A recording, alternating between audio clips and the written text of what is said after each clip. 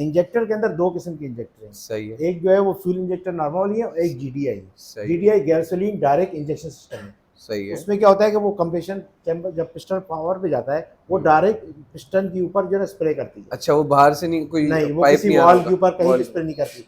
और जब piston section कर रहा होता है हवा को, जब उसका इसको बोलते हैं स्वीट वॉल्यूम और टोटल वॉल्यूम। सही है। जब इंजन जो है जब इंटेक वाल्व खुलता है सेक्शन कर रहा होता है उस वक्त ये भी स्प्रे करती है। तो जो एयर और फ्यूल का जो रेशो है सही है। 1% 14% आपकी जो है वो एयर होती है, 1% फ्यूल फ्यूल होता होता है। है। उसका बेहतरीन मिजाज होता है ये।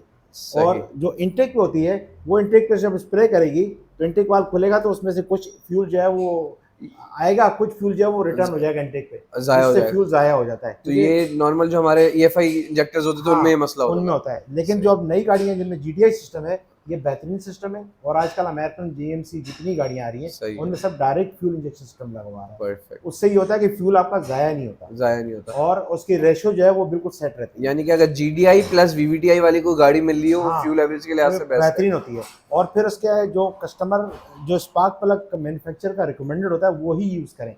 हर एक टेपेट कवर के ऊपर उसकी ऑनर मैनुअल के अंदर स्पार्क प्लग का नंबर दिया होता है। सही है। वो इसलिए डिज़ाइन किया जाता है कि जो आपकी इग्निशन कोयल स्प्रे कर रही है, स्पार्क दे रही है उसको फ्यूल जलाने के लिए, हाँ। वो बराबर उसके ऊपर आना चाहिए। सही है। अगर वो सही स्पार्क नहीं करेगी, स्पार्क प्लग का जो है वो रेशो कोई और डिज़ाइन का है, सही किसी है। और इंजन की डिज़ाइन का है। ठीक है। आपको प्लग एक जैसे नज़र आते हैं लेकिन उनके अंदर जो रेजिस्टेंस होती है वो हर एक की अलग-अलग होती है। अच्छा। हाँ, अगर आपका स्पार्क जो है सही स्पार्क करेगा और फ्यूल सही जलेगा, तो आपकी गाड़ी की पावर ज़्यादा होगी और फ्यूल की इकॉनमी अच्छी होगी।